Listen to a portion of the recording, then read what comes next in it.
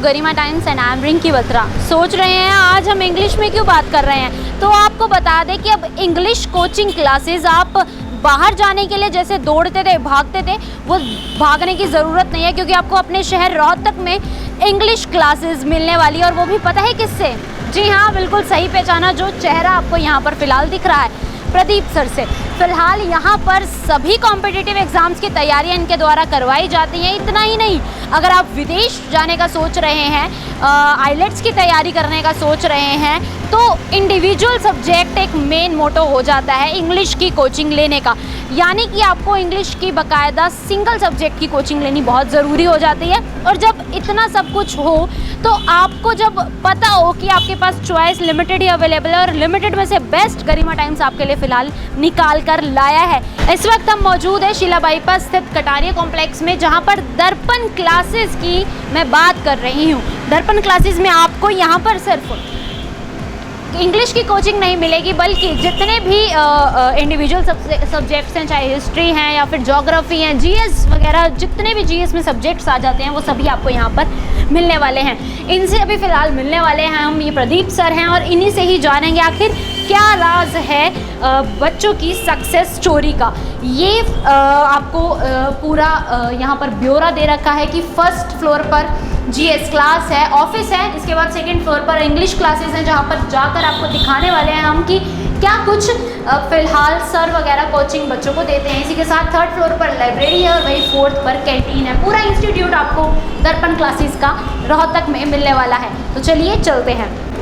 Pradeep sir के office में फ़िलहाल हम आ चुके हैं। सर, बहुत नाम सुना है आपका, मुखर्जी नगर से बहुत बार सुना है कि मुखर्जी नगर की अब कोचिंग जो है रोहतक में अवेलेबल हो गई। इवन हम खुद भी मुखर्जी नगर जाकर देख चुके हैं, वहाँ पर किस तरीके से पढ़ाया भी जाता है। रोहतक के बच्चों को क्या कुछ मिलने वाला है? रोहतक के जितने भी स्टूडेंट्स हैं, मैं एक बात तो कहना चाहता हूँ कि आमतौर पर हम ये सोचते हैं कि हमारे शहर से बाहर जाकर अच्छी कोचिंग है, पर ऐसा नहीं है। आज आप चेक करके देखिए, आपके शहर में भी उसी क्वालिटी की कोचिंग है जिस क्वालिटी का हो, आप हमेशा तलाश में हो। जी, ये हमारा मेन इसमें। सर, मतलब इतना सुना है कि पढ़ेंगे इंग्लिश तो सिर्फ आपसे ही पढ़ेंगे, ऐसा मतलब किस वजह से है? ये बात सच है कि मैं कुछ ही सालों में मुझे बच्चों से इतना प्यार मिला है। एक्चुअल में जैसे मैं जब दिल्ली में पढ़ाता था और दिल्ली से मैं रोहतक में जब शिफ्ट हुआ, तो मुझे वेरी फर्स्ट डे से बच्चों का एक कहते हैं अपनापन महसूस होना, वो मुझे हमेशा से रहा है। और आज सच में इंग्लिश दर्पण एक वाकई में बड़े अच्छे शिखर पे बैठा है। जी जी, बिल्कुल बिल्कुल। सर, आपकी जो अभी फ़िलहाल कोर्सेज वगैरह हैं, क्या कुछ कोर्सेज आप लोगों को, बच्चों को प्रोवाइड करवा रहे हैं? एक्चुअली हमारे यहाँ पे जितने भी कोर्सेज होते हैं, वो सभी कोर्सेज हमारे कॉम्पिटिटिव एग्जाम्स में इंडिविजुअल कोर्सेज हैं। अच्छा। इंडिविजुअल से मेरा मतलब क्या है कि जैसे हम इकट्ठा नहीं पढ़ाते बच्चों को, एक ही बैच में सब कुछ करा दिया। ऐसा हमारी अपनी पर्सनल सोच है कि आप 5 महीने में सभी सब्जेक्ट्स को एक साथ कवर नहीं कर सकते। बिल्कुल। अगर बच्चे को रूटीन से क्लास नहीं मिलेगी तो उसका कम से कम जो लेवल बनना चाहिए वो लेवल नहीं बन पाएगा। तो इसीलिए हमने रोहतक में ये कोशिश की है कि बच्चों को उस लेवल तक हम लेके जाएं कि आज एक इंडिविजुअल मतलब अलग अलग सब्जेक्ट की सेपरेट कोचिंग बच्चों को हम दे पाएँ। जैसे हम इंग्लिश भी कराते हैं, अच्छा, जीएस भी कराते हैं, मतलब ये सारी चीज़ें हमारे अलग जितने भी कॉम्पिटिटिव एग्जाम्स में चीज़ आती हैं वो सब हम कराते हैं। तो फिर ये क्या इनका अलग अलग कोर्स रहने वाला है, मतलब 5-5 महीने का, या 5 महीने में ही सब है? नहीं, 5-5 महीने का अलग। देखो, एक सबसे आपके माध्यम से मैं एक बात बताऊं, जितने भी कॉम्पिटिटिव एग्जाम्स की तैयारी करने वाले बच्चों, उनको मेरा मैसेज है, हम कई बार सोचते हैं कि 4-5 महीने में हम सभी सब्जेक्ट्स को कवर कर लेंगे। ऐसा पॉसिबल ही नहीं है। सोचो, मैंने आज इंग्लिश की क्लास को पढ़ाया और फिर मैं 4 दिन के बाद आपको इंग्लिश की क्लास अगर दूंगा तो इस बीच में 3 दिन में क्या रहा? ब्लैंक। और बिल्कुल, और एक और बात इसमें मैं आपको बताऊं कि आज कॉम्पिटिटिव एग्जाम्स में पूछा जाने वाला सिलेबस बहुत वाइड है। A student has to toil, बहुत मेहनत करनी पड़ती है। अच्छा, मेहनत तो तब करेगा ना मैम जब उसको यही नहीं पता कि मेरा सिलेबस क्या है। बिल्कुल। तो एक सबसे पहले ऐसी कोचिंग बच्चे को लेनी चाहिए जिसमें उसका पहले सिलेबस कवर हो। सिलेबस एक बार बच्चे का कवर हो गया तो मैं ये मानता हूँ उसको प्रैक्टिस करने में दिक्कत नहीं आएगी। आप सोचो, एक बच्चे ने क्या करा, आधा अधूरा सिलेबस पढ़ा और वो लाइब्रेरी में बैठ के पढ़ता है। क्या आपको नहीं लगता कि ऐसे बच्चे को डाउट्स बहुत ज़्यादा आएंगे? और जब एक बच्चे को डाउट्स आते हैं तो उसका पढ़ने में कभी मन लगता ही नहीं। आमतौर पर पढ़ाई तभी अच्छी हो सकती है जब बच्चा पहले कंसेप्ट क्लियर करके बैठा हो, फिर प्रैक्टिस करे। तो हमारे यहाँ पे इंडिविजुअल कोर्सेज की एक सबसे बड़ी विशेषता ये है कि हम बच्चे के कंसेप्ट्स को क्लियर करते हैं, मतलब कंप्लीट। जैसे कंप्लीट इंग्लिश में देखा हमने, उसका वोकेबलरी अच्छा होना चाहिए, उसका राइटिंग अच्छा होना चाहिए, उसका रीडिंग अच्छा होना चाहिए, उसका ग्रामर अच्छा होना चाहिए। Means that's our sole purpose. ये हमारा मेन पर्पस है यहाँ पे आने का। तो अभी जैसे आप बता रहे हैं इंडिविजुअल कोर्सेज वगैरह आप पढ़ाते हैं, किन बच्चों के लिए ये मेनली होता है? और अभी ये देखा जाता है कि 5 महीने में बच्चा कवर नहीं कर पाता है, तो कितना टाइम बच्चों को इन सिलेबस को कवर करने में लगता है? देखो, हमारे जो कोर्सेज हैं वो करीबन 5 से लेकर 6 महीने का है, पर ऐसा कभी नहीं होता कि कोई बच्चा हमारा वीक है, उसको लगता है हमें टाइम ज़्यादा देना चाहिए। अब एक बच्चे ने मेरे पास एडमिशन लिया तो ये मेरी जिम्मेदारी, दैट्स माय रिस्पॉन्सिबिलिटी कि मैं उस बच्चे को उस लेवल तक लेके जाऊँ कि कम से कम जो उस पर्पज़ के साथ वो यहाँ पे आया था वो उसका पूरा हो जाए। जी। तो मेन तो हमारा क्या होता है कि करीबन 6 मंथ्स में बच्चे को अच्छे से कोर्स करा के हम दें। जहाँ तक बात है कि किन किन स्टूडेंट्स के लिए हमारा कोर्स है, जी। तो ये कोर्स हमारे सभी कॉम्पिटिटिव एग्जाम्स, जैसे कि आपका एसएससी कवर कर लो, बैंकिंग कवर कर लो, स्टेट के एग्जाम्स हैं, टीचिंग के जो एग्जाम्स हैं, जिस एग्ज़ाम में इंग्लिश पूछा जाता है उनको भी। पर मैं एक बात और आपको बताऊंगा, आप हमारी क्लासेस में जाना, आपको स्कूल में पढ़ने वाले बच्चे भी मिलेंगे। अच्छा। हाँ, वो स्कूल में पढ़ने वाले, ये एक है ना सबसे बड़ी गलत फहमी आज के टाइम में कि ये क्लासेस तो कॉम्पिटिटिव एग्जाम्स के लिए हैं, पर नहीं, लैंग्वेज तो सभी के लिए। अच्छा देखिए, आप जो हिंदी बोल रहे हैं और जो मैं हिंदी बोल रहा हूँ, और मेरे घर में जो छोटा बच्चा वो हिंदी बोल रहा है, उसमें फ़र्क क्या है? यही सेंटेंसेस आप बोल रहे हो, वही सेंटेंसेस वो बोल रहा है, जो वर्ड्स आप यूज़ करें वही वर्ड्स वो यूज़ कर रहे हैं, तो भाषा सबके लिए सेम है। हम आमतौर पर क्या होता है कि आज इंग्लिश को ये हम सच में भूल गए हैं कि ये एक लैंग्वेज है, it's a language not a subject. इसको हम जब तक सब्जेक्ट की तरह ट्रीट करते रहेंगे, इसमें हमारे बच्चों को हमेशा दिक्कत आएगी।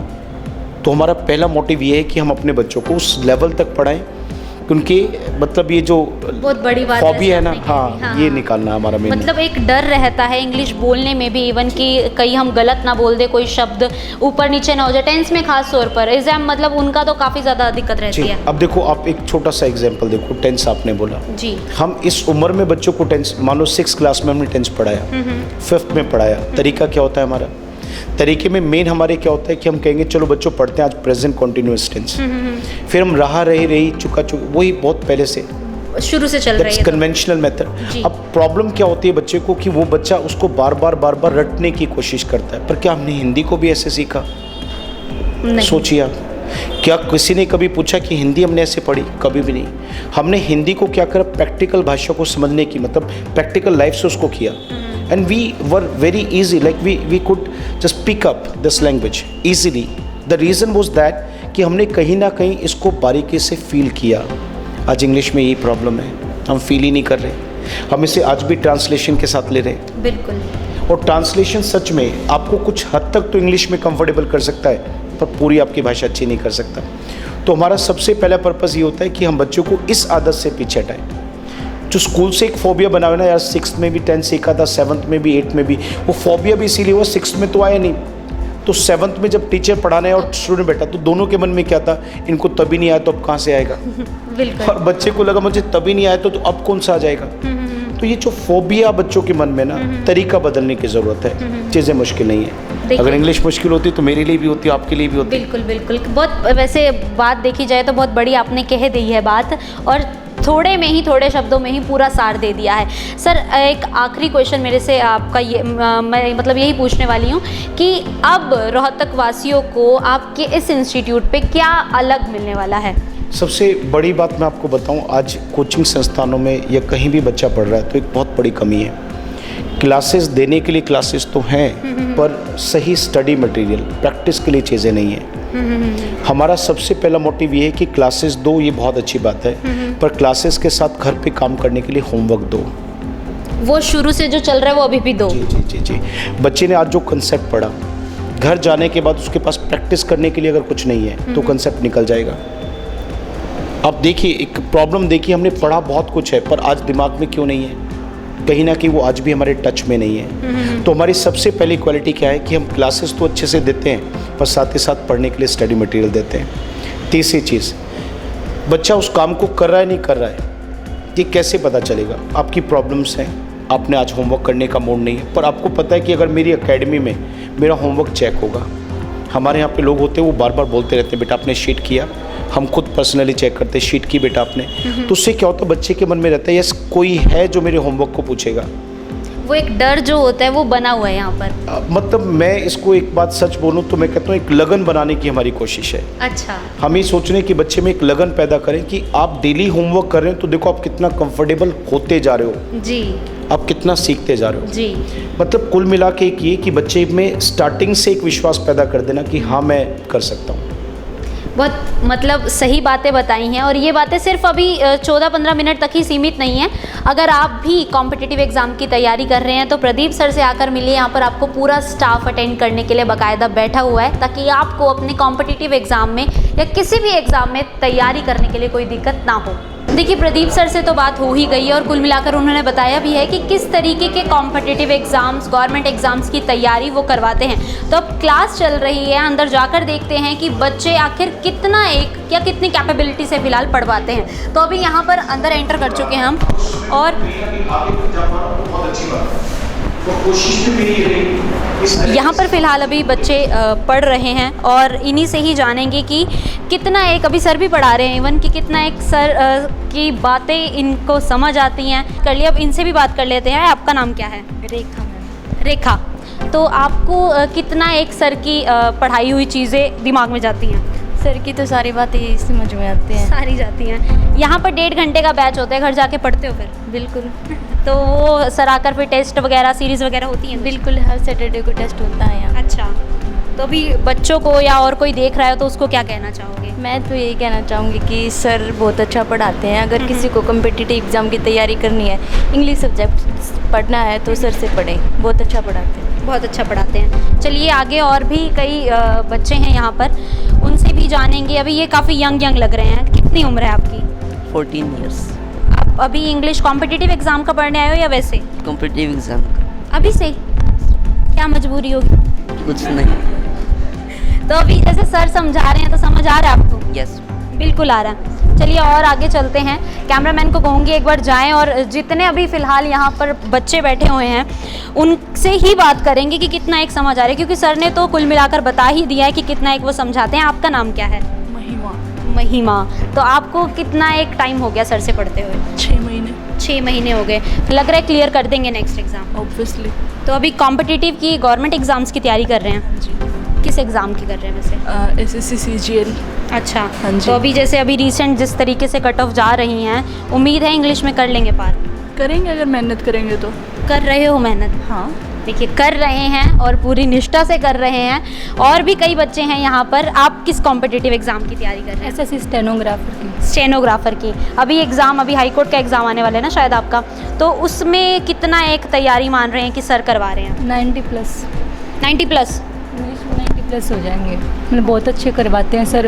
अगर किसी बच्चे को लो लेवल का, उसको हाई लेवल तक बहुत अच्छी तैयारी करवाते हैं सर। तो कोई भी बच्चे के बेसिक कॉन्सेप्ट हैं वो बिल्कुल क्लियर हो जाएंगे। जैसे टेंस में बड़ी सारी दिक्कत आती है लोग बच्चों को, तो वो होते हैं क्लियर? बिल्कुल क्लियर हो जाएंगे मैम। देखिए सर बहुत अच्छे से पढ़ा रहे हो। और बताते चलें आपको, सिर्फ ग्रेजुएटेड बच्चे नहीं हैं यहाँ पर, बल्कि यंग बच्चे, यूथ है वो भी है इवन यहाँ पर। और यहाँ पर ये आपको छोटे छोटे बच्चे भी दिख रहे होंगे। पहले वही दिखा देती हूँ। इससे पहले भी एक बच्चे से भी हमने बात की थी। बच्चे आप कौन सी क्लास में? 6th। तो 6th में हो और अभी यहाँ पर पढ़ने क्या आए हो? English grammar. कब से आ रहे हो? 2-3 दिन ही हुए हैं। अच्छा, अभी 2-3 दिन ही हुए हैं। अभी यहाँ पर और भी हैं कई छात्राएं कह सकते हैं, स्टूडेंट्स कह सकते हैं, जो यहाँ पर रेगुलर पढ़ रहे हैं। जी आपका नाम क्या है? मेरा नाम निशु है। निशु है। तो आपको कितना टाइम हो गया वैसे यहाँ से पढ़ते हुए? 1 ईयर। 1 साल हो चुका है। अभी तक मेरे हिसाब से मैक्सिमम अभी आप ही पढ़ रहे हो क्या? Yes ma'am. अभी कितना एक सर से समझ आ रहा है या लगन है कि यही से ही पढ़ना है? यहीं से ही पढ़ना है। एग्ज़ाम वगैरह की तैयारी करनी है या पढ़ना ही है सिर्फ? एग्ज़ाम्स की तैयारी भी करनी है। अच्छा, क्या एग्ज़ाम की तैयारी करनी है? ऑलमोस्ट सब competitive exams specific for SSC। अच्छा, SSC का। तो अभी वैसे दिया कोई एग्ज़ाम नहीं, वगैरह? अभी ग्रेजुएशन अभी हुआ है तो अभी देंगे। अच्छा, अभी देंगे। तो अभी आपसे भी जानेंगे, आप कौन से एग्ज़ाम की तैयारी कर रहे हैं? मेरा मेन SSC एग्ज़ाम है। आपका भी SSC दिया है वैसे या अभी तैयारी कर रहे हैं? मैम अभी तो मैं तैयारी कर रही हूँ। अच्छा, अभी तैयारी वैसे कर रहे हैं। मैंने दिया था लेकिन वो SSC नहीं था, दिल्ली पुलिस का था। अच्छा। हाँ जी। तो सर से कितना एक समझ आ रहा है? सर एजुकेशन के साथ साथ हमें मोटिवेट भी करते हैं। अच्छा। हाँ, और सर हमें हमेशा समझाते हैं मेन कि आप अपने करियर के लिए फोकस रहो, अपना लाइफ, अपनी जो आपका एक करियर है उसके लिए बहुत डिसिप्लिन रहो। और चाहे वो कोई भी हो। चाहे वो कोई भी हो चाहे सर, गवर्नमेंट हो या सर हर काइंड की हेल्प करते हैं। मतलब एक आप अपनी फैमिली प्रॉब्लम भी शेयर कर सकते हो सर के साथ। मतलब अच्छा। सर बहुत सपोर्टिव है। अच्छा, देख लो सर कितने एक तारीफ बच्चे कर रहे हैं आपकी। अभी यहाँ पर मैं आपको ये बताना चाहूँगी, सर ने हमें ही खुद एक बात बताई है कि यहाँ पर माँ और बच्चा दोनों इकट्ठे पढ़ रहा है और वो फ़िलहाल इधर ही बैठे हुए हैं और उन्हीं से ही बात करेंगे। अभी चलिए उन्हीं के पास जाते हैं, उन्हीं से ही जानते हैं। जी मैम, आपका नाम क्या है? सुमन। और ये आपके बेटे हैं? Yes ma'am. तो क्या मतलब दोनों आप इकट्ठे पढ़ रहे हैं, ऐसा क्या मन में ठानी थी? एक्चुअली बच्चों के साथ अपडेट रहना बहुत ज़रूरी है। जी। तो मैंने ही इंग्लिश में एडमिशन लिया था, लेकिन मैंने जैसे सर देखे हैं ऐसे अपनी लाइफ में सिर्फ 3 या 4 ही टीचर देखे हैं अच्छा। जो सिर्फ फीस और सब्जेक्ट से रिलेटेड नहीं रखते। तो इस वाई मैंने अपने बच्चे को भी 2-3 दिन हो गए इसे। अच्छा, अभी 2-3 दिन हो गए हैं। वैसे क्या ग्रामर वगैरह की कोचिंग के लिए? हाँ जी, ओवरऑल। तो अभी कितना आपको कितना टाइम हो गया वैसे यहाँ से पढ़ते हुए? 2 मंथ हो गए, 2 महीने। हाँ जी। तो देखिए अभी 2 महीने इनको भी हो चुके हैं। देख लिया आपने, सिर्फ बच्चे नहीं हैं, मतलब चिल्ड्रंस नहीं है कह सकते हैं, इवन ग्रेजुएटेड भी है, पोस्ट ग्रेजुएटेड भी हैं, अब मदर्स भी हैं। तो अगर आप भी हैं तो आप भी ज़रूर आइए एक बार यहाँ पर। अभी आपको ये बता दें कि यहाँ पर फ़िलहाल बच्चों का एक बैच है और सुबह से लेकर शाम तक 5 बैचेस टोटल चल रहे हैं। आप भी अगर इन बैच का हिस्सा बनना चाहते हैं, आप भी किसी कॉम्पिटिटिव एग्ज़ाम को ना सिर्फ देना अलग बात होती है और क्लियर करना एक बात होती है। तो अगर क्लियर करना चाहते हैं तो ज़रूर आएँ। इवन आईलेट्स की भी तैयारी यहाँ पर बखूबी करवाई जाती है। कैमरामैन मोनू भट्टी के साथ गरिमा टाइम्स के लिए मैं रिंकी बत्रा, नमस्कार।